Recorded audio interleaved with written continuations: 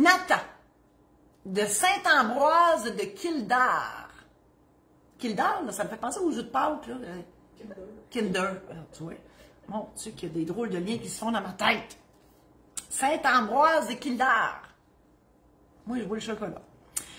Nathan, mon frère, 2 partenaires de profession et moi sommes propriétaires d'une entreprise dont le nom de famille, le nom de famille de ses 3 fondateurs qui sont aujourd'hui décédés.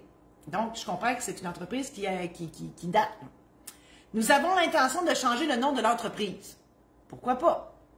Première question, est-ce qu'on peut effectivement changer seulement le nom d'une entreprise ou doit-on se réincorporer? La réponse, c'est non. On n'a pas besoin de se réincorporer. Par contre, changer le nom d'une entreprise, d'une compagnie, il faut changer les statuts. Donc, c'est une modification de statut qu'on doit faire. Et ça, c'est le notaire qui s'occupe de ça. Donc, vous devez mandater un notaire pour le faire. J'ai tendance à dire, vous pouvez faire ça tout seul, mais mon Dieu Seigneur, que je vous souhaite plus que bonne chance. C'est un avocat ou un notaire qui fait ça. Les comptables, ils le font des fois, mais ils n'ont pas le droit. C'est de l'exercice illégal du droit. OK? Notaire, avocat, c'est nous autres qui brassent ça. Deuxième question. Depuis que nous avons acheté, nous comptons maintenant 3 succursales. Ça a grandi, cette affaire-là. Doit-on ajouter les nouvelles adresses à l'incorporation? Non.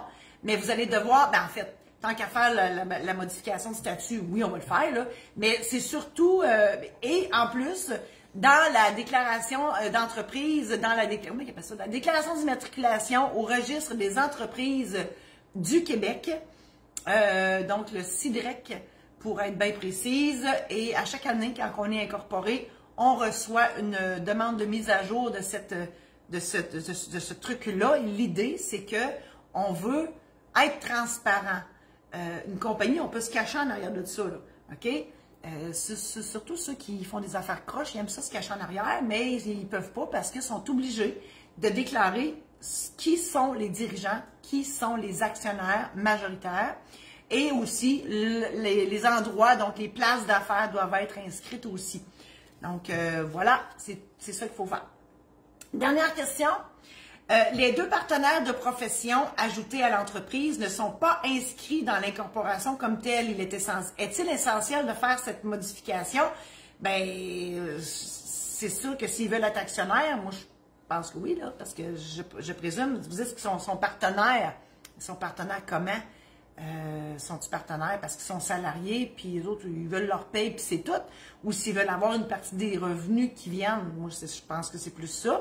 Donc, là, c'est sûr que vous allez devoir aller faire un tour chez le comptable pour évaluer tout ça et ensuite donner le mandat à un notaire pour faire ces modifications-là. Et je fais une parenthèse. Si vous aviez eu une entreprise genre Québec Inc., ben là, c'est différent. Là, je comprends que votre compagnie, c'est, je sais pas moi, les frères Brosse Inc. BORS, là. Parce que c'est ça qui m'est venu dans la tête, là. Ben ça se change par une modification de statut. Mais si votre compagnie était une Québec Inc., on appelle ça une compagnie numérique, ce nom-là, il reste toujours le même, mais on ajoute des noms d'emprunt, justement au CIDREC. Bien là, on n'a pas besoin de faire de modification de statut de compagnie. On a juste à faire une modification de la déclaration d'immatriculation au registre des entreprises, ce qui est beaucoup moins coûteux. Et ça, vous pouvez faire ça tout seul. Voilà. Je vous invite à partager cette chronique-là si vous l'avez aimée. Et si vous pensez que vos amis Facebook pourraient l'aimer aussi, partagez-la en grand nombre.